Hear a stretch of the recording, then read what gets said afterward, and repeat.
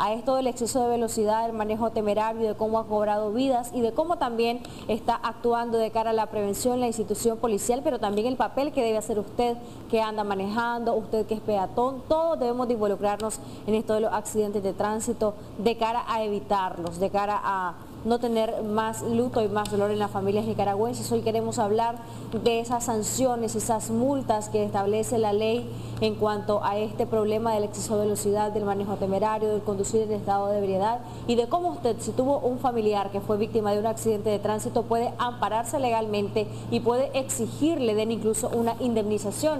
Vamos a conversar de este tema, Odili Vargas, con nuestros expertos. Así es, Jocelyn Medrano y amigos y amigas televidentes, hoy iniciábamos con una noticia lamentable también en relación a los accidentes de tránsito, y es lo que nosotros tratamos, ¿verdad?, de que se evite eso, de prevenir sobre todo, porque las lamentaciones son grandes. Hay muchas familias que están pasando luto en este instante. Está con nosotros para hablar de este tema el doctor Orlando Palma.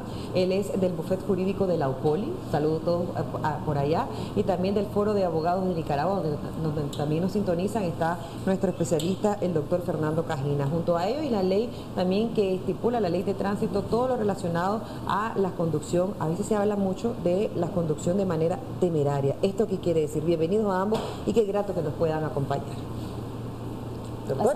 Buenos días. En nombre de la Universidad Politécnica, muy complacido de estar con ustedes. Gracias. Y por supuesto no complacido por el tema, porque es un tema dramático. Sin embargo, hay que enfrentarlo y afrontarlo. Aquí con mi colega trataremos de establecer los dos aspectos, el técnico estrictamente jurídico, y yo quisiera meterle un poco del asunto sociológico que significa este problema. Se ha calificado el accidente de tránsito, la accidentalidad, como una epidemia. Es decir, ya estamos a niveles en que la sociedad tiene que empezar a quizá retrotraerse en el tiempo, cambiar. Yo voy a dar algunas opiniones, algunas sugerencias muy personales en este momento, no pertenecen a ningún foro, no están en la academia todavía, son opiniones, pero las comparto, los voy a compartir con ustedes. Todo lo que pueda servir para prevenir. Exacto, para prevenir y no solo para sancionar y castigar. Excelente. Lo que se habla de la conducción temeraria, ¿esto qué quiere decir? Porque lo he escuchado en varias ocasiones. Sí, efectivamente que la conducción temeraria está tipificada en la ley 431, que es la ley para el régimen de circulación vehicular, y está regulado prácticamente en lo que dice prácticamente a lo que se refiere a la conducción temeraria, el artículo 26 bis de este mismo cuerpo de ley, que establece prácticamente qué es lo que refiere a lo que es el verbo de conducción temeraria. Dice la disposición y dice: establece como conducción temeraria las conductas siguientes: realizar o participar en competencias de velocidades ilegales, conducir a una velocidad superior a la permitida, aventajar en pendientes, curvas, puentes o de otra índole, realizar maniobra acrobática en vehículos en la vía pública y cualquier otra conducta que constituya una infracción sin perjuicio de los delitos penales y las responsabilidades civiles a que se refiere este tipo de conducta ilícita. O sea, la conducción temeraria, después de definir y de lo que dice textualmente la ley o la norma, que es la ley 431, ley de tránsito, también hay una sanción hay una sanción pecuniaria. La sanción pecuniaria consiste en una imposición de una multa de 3.000 córdobas, que así lo establece claramente el artículo 26 de este mismo cuerpo de ley. O sea, podemos verificar de que la conducción temeraria, después de lo que ya he detallado, yo considero que más allá de la ley, como decía el colega, el doctor Orlando Palma, es una responsabilidad personal, individual, más allá de lo que establece la ley, y por cuestiones de responsabilidad para evitar accidentes de tránsito, muertes, donde podemos perder hasta nuestra libertad inclusive por ir a prisa. Yo en la mañana al entrar a esta revista, yo estaba conversando con el doctor Palma, y yo le decía de que mejor antes de llegar temprano prefiero llegar tarde y no llegar nunca. ¿Sí? Porque particularmente yo pienso de que en mi casa siempre me esperan, ¿verdad? Así es. Y también aquellas personas que en estos momentos tienen algún problema de alcoholismo, hay que tener mucha precaución, mejor deje el vehículo, esconda la llave, pierda la llave, que le ponche la llanta, pero que trate de hacer alguna situación para tratar de evitar alguna situación más difícil y lamentable. Ahora, mucho se señala a los conductores de las unidades de transporte urbano colectivo, a los taxistas, a los motociclistas, y a veces uno es testigo de estas malas maniobras, uno es testigo de este tipo de cosas y se queda en la impunidad, por llamarlo de alguna forma. O sea, no lo denuncias, no sabes cómo hacerlo, pero si no hay un agente de tránsito ahí, existe algo que de forma directa nosotros podamos accionar para evitar que alguien que ya es reincidente, por ejemplo, a veces coincide que el mismo autobús con el mismo número de placa, su conductor hace las mismas malas maniobras y te exponen definitivamente. Sí, el problema es que, como te decía, tiene que ver un poco con nosotros mismos. Y cuando digo nosotros mismos, quiero regresar a ese punto. De repente creo que me planteaste, Jocelyn, que te sentís impotente, ¿verdad? Sí. Ves al bucero y no puedes hacer nada contra él. Ves el bus que hizo la tremenda mala maniobra. Ves el motociclista que casi lo colisiona. Es correcto. Ves todas esas barbaridades y te sentís totalmente indefensa. A mí me da ganas a veces de detenerme y seguir. Sí, o pegarle incluso, porque es que las emociones se pegarle, encuentran. Se encuentran. Sí. Vas en un bus, vas con tu niño, vas chineándolo y ves que aquel va corcoviando el bus como que si fuese una bestia de monta y no un bus. Y entonces, a eso voy. Yo pienso que debemos reflexionar hacia adentro. Por ejemplo, en el caso de los buceros, de las cooperativas. Y yo en esto quiero plantear algo que ya empecé planteándole a una cooperativa en particular, que es la que asesoro, no vamos a mencionarla. Sí. Pues. Y se tiene que tener más cuidado con las edades de los muchachos a los que les estamos permitiendo conducir un bus. Aquí este país es muy liberal, lo digo con sano respeto, pero lo es, muy liberal, te permiten que a los 16 años puedas tener una licencia. En la mototaxi se ve esto también bastante. Y a los 16 años todavía la persona no está apta para poder discernir. Ella podrá saber que esto es bueno y que esto es malo, pero no creo que pueda ver todas las consecuencias posibles de cada uno de sus actos. Cierto. Eso, y si lo montas en un bus, estás hablando de un manejo profesional, donde llevas vidas tuyas y vidas ajenas.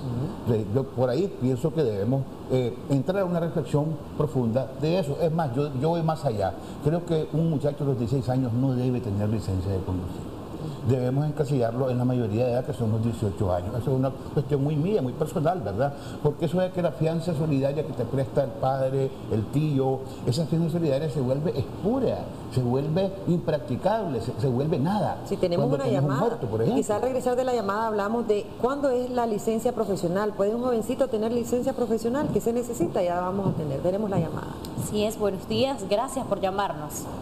Aló, buenos días. Tenía una pregunta sobre el exceso de velocidad que uno le meten a uno por exceso.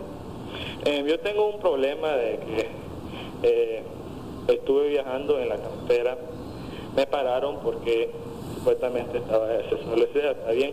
Que ellos me bloquearon que estoy en exceso de velocidad, está bien. Pero yo tengo un problema que yo no vivo en Nicaragua, ¿ya? Y necesito salir del país con mi licencia. Yo les dije que sí, yo pago mi fracción que yo hice porque estoy mal, me excedí de velocidad, pero ¿cómo puedo recibir mi licencia si me lo bloquean por 3 meses?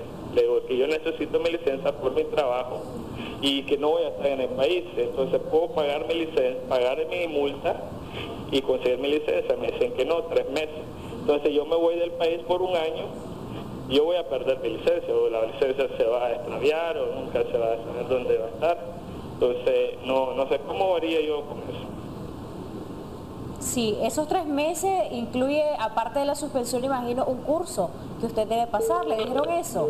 Ya cortó la llamada. Bueno, también vamos a colindar algunos de los mensajes que nos llegan y nos consultan acá, además de la licencia, de que quién puede tener licencia profesional. Teníamos un mensaje de texto acá, vamos a revisarlo rapidito. Bueno, vamos a revisarlo con tiempo, mejor démosle respuesta a Esto es parte, lo que nos relataba el amigo televidente que nos llamó, es parte de las reformas, entiendo, porque antes las multas no eran con estos montos actuales y tampoco pues había una suspensión por exceso de velocidad, que ahora todos se van de espaldas cuando a veces van a 20 kilómetros por hora más del límite permitido y les cobran en 1.500 córdobas de multa más 3 meses de suspensión de licencia y curso. ¿Esto será que ha venido a dinamizar un poco el hecho de que seamos más conscientes los conductores o por el contrario, ha hecho un efecto nocivo? Bueno, yo creo que coincidimos. No se trata de castigar a palos para aprender a palos. No puede ser eso, porque entonces va a pasar como en el niño. Le das y le das y le das que lo vas a curtir y ya no va a sentir y no va a reaccionar ante la intención y más que tiene la sanción, ¿verdad?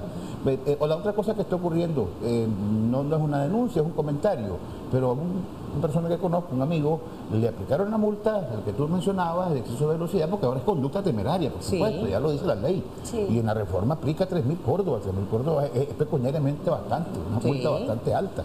Pero además no le explicaron que le estaba suspendida su licencia, no se lo explicaron. Él llega al banco de Ventanilla, paga, le quitan la boleta porque ese es el procedimiento y le entregan un voucher, ¿que ya pagó? Una minuta de pago, ¿verdad? Y con eso él cree que puede conducir. Y resulta que como no le orientaron correctamente, él anduvo conduciendo, lo paró otro y casi le dice que va preso el chipote, que el carro va al depósito y que se lo van a confiscar. Casi le dijo eso, pues. Porque aquel no sabía, no estaba claro de que había implicado la multa, igualmente la suspensión de la licencia. Pero en ese caso yo siempre digo, no se puede hablar de desconocimiento de ley. Porque todo conductor, yo creo que todos los que manejamos tenemos la obligación de conocer la ley 431 y su reforma. Es obligatorio. Pero también me hacían la consulta por acá, que era lo que le estaba diciendo, que en cuánto tiempo se puede dar la resolución en un accidente de tránsito. Ya es en 24 horas, inmediatamente, qué obligaciones hay, y nos quedó pendiente de la licencia profesional, la edad. Tenemos la llamada, muy buenos días, adelante, ¿lo escuchamos? Sí, mire, te voy a omitir mi nombre, porque no quiero problemas, pero voy a ponerle una... hace 15 días mi hermana menor iba para su trabajo ahí en Veracruz. Y ahí por la iglesia, la bajadita de la iglesia católica, ahí se paró ella en medio porque venía un muchacho como que venía a 100 en una moto y la levantó, ella se paró en medio, es cierto, pues en la raya. Pero si él ha venido despacio, él la puede capear, pero como venía a 100, él la levantó casi a 10 paras, le quebró el pie, le puso un gran chichote y unos morados en la cabeza, morado y chollones por todo el cuerpo, que en el hospital le tuvieron que rajar el pantalón para mirarle todo. Bueno, en conclusión, el muchacho llevó a la policía el tráfico, lo llevó con todo y la moto, y en la tarde el hombre estaba suelto. Y mi hermana no tenía, ella tenía azúcar, es hipertensa, y no tenía ni posibilidades para ir a la policía a poner la denuncia. Cuando la policía, su obligación, hasta donde yo mis conocimientos, tiene obligación de llegar al hospital a ver cómo está el paciente, en qué condiciones está el paciente, para ellos poder soltar a la persona. Y sin embargo, ellos no se molestaron en llegar al hospital. Mi hermana pasó en observación hasta las 5 de la tarde que la sacaron, con el pie enyesado, pues, y medicamentos. Y después llegaron en la noche los papás y las mamás del hombre, no llegó él, y diciéndole que si le firmara un papel a mi hermana, que la policía decía, para que entraran en plática, pues. Y le dice el muchacho, es que él ya salió, le dice, porque dijo que él venía con nosotros, pero él está golpeado también. Excelente, quizás nos deja los datos y el número de teléfono para concertar una cita con otros especialistas, a ver en qué le pueden apoyar también en la asesoría, doctor. ¿Este caso? Bueno, efectivamente, una cosa es como te lo cuenten personalmente y otra cosa es como te lo vayan a contar inclusive vía telefónica. Lo mejor es que concertemos una cita, nos veamos y así me ponga con claridad meridiana su caso y yo darle la mejor de las recomendaciones. Excelente. Hablábamos sobre las licencias profesionales. Las licencias profesionales, sí. Si un menor puede tener licencia profesional, y la otra, ¿en cuánto tiempo se da el dictamen de un accidente? Sí, el dictamen de un accidente, todas estas tres circunstancias que me estás exponiendo, todo esto ya está debidamente relacionado en la ley 431, que es la ley para el régimen de circulación vehicular e infracciones de tránsito con sus reformas y nuevas incorporaciones. Las resoluciones de tránsito generalmente cuando se da una colisión o un accidente de tránsito, la Policía Nacional, a través de su especialidad de tránsito vehicular, tiene el término de 24 horas para emitir el fallo sin perjuicio, pero eso no implica de que, por decir así, de que dice el término máximo, el plazo máximo para dictar el fallo son 24 horas, sin perjuicio de que lo pueda dictar antes también del tiempo. Ese es el término que tiene para dictar la policía. Caso contrario, pues ya entra en el silencio administrativo y hay otras formas de proceder que cada persona, cada conductor puede proceder en la vía administrativa, ¿verdad? Si se siente perjudicado o aludido. De las licencias profesionales también, estas categorías, la misma ley 431 ya las establece. La licencia ordinaria, o sea, por decirlo así, si tú requieres una licencia profesional, generalmente se da en aquellos conductores que van a manejar las rastras, que van a manejar autobuses. ¿Los taxis? No, los taxis inclusive, pero dependiendo de la categoría. Pero es que tú puedes ser conductor de una rastra o de un autobús y tú pides la categoría, entonces se te da una licencia profesional, que esa licencia tiene un seguro aparte, un seguro de tránsito, de responsabilidad civil aparte, pero sin perjuicio de que tú con esa misma licencia profesional puedas manejar vehículos livianos también inclusive. Entonces hay taxistas que tienen licencias profesionales, pero porque ya tienen la experiencia o la capacidad de manejar vehículos pesados.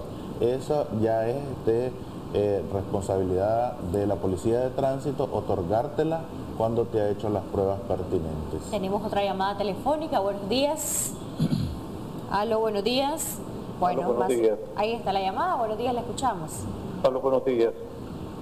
Sí, le estamos escuchando. ¿Su opinión? Estamos de acuerdo, ¿verdad?, de que toda ley que vaya en protección para evitar accidentes es muy buena, pero también hay mucha parte de que se deja, como dicen, desprotegida, como es el caso, por ejemplo, de ciclistas que para ellos no existe ninguna ley, manejan contra la vía, se les cruzan los semáforos, se les cruzan dentro de los vehículos. De igual manera, para todas aquellas personas de que andan con patinetas en la calle, niños, adultos, cruzándose de los vehículos, sufren accidentes y posteriormente vienen las grandes consecuencias de penalizaciones para el que anda tal vez en un vehículo, en una moto. Entonces yo creo que todo eso también debe de revisarse para establecer y aplicar alguna medida de control. Como no, Buenos días. muchísimas gracias. En algunos departamentos hay ciclovías y eso a veces se necesita también esa educación, incluso hasta la de los peatones, porque se cruzan, corren, a veces se cruzan con los niños, imprudentemente van con un niño, imagínese usted, se resbala, se cae. ¿De quién sería irresponsabilidad? Quiero compartirles algunos mensajes antes de que ustedes continúen. Si queremos soluciones debemos seguir las reglas. El señor cometió una infracción, debe cumplir con la sanción porque pudo haber causado daño a otra persona.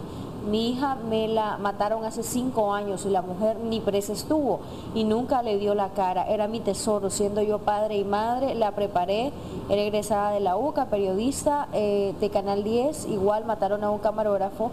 Esta mujer estuvo todo el tiempo protegida por ser una periodista de otro medio.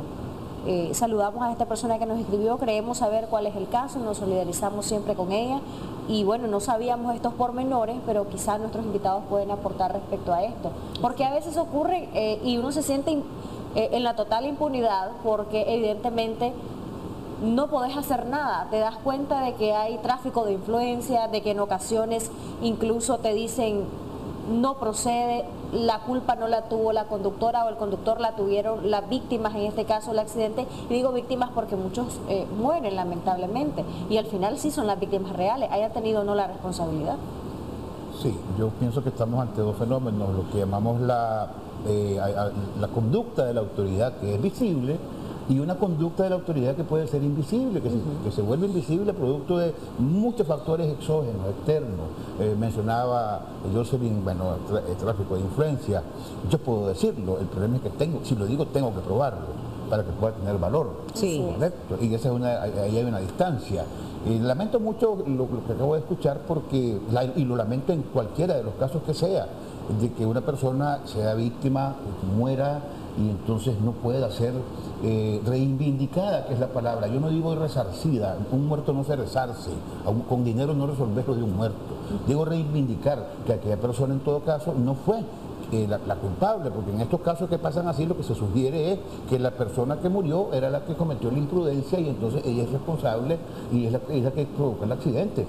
Y entonces ahí, además de que murió, quedó estigmatizada en el expediente policial como el culpable del accidente y por supuesto llega a Fiscalía y Fiscalía dice este expediente no procede, no acuso. Y ese es un valladar casi insuperable. La familia lo que tiene que hacer en este caso, una vez que la Fiscalía, como en estos casos pues que nunca le vieron la cara, que no supieron cómo era, aquí lo que faltó quizás fue un poco más de tesón, más de energía, probablemente un poco más de recursos para poder ir más allá del Ministerio Público. Sí, irse a la acusación particular y agotar todas las vías en la vía administrativa contra el jefe de tránsito, contra el jefe de la delegación Managua, contra el jefe nacional de tránsito y por último contra el jefe de la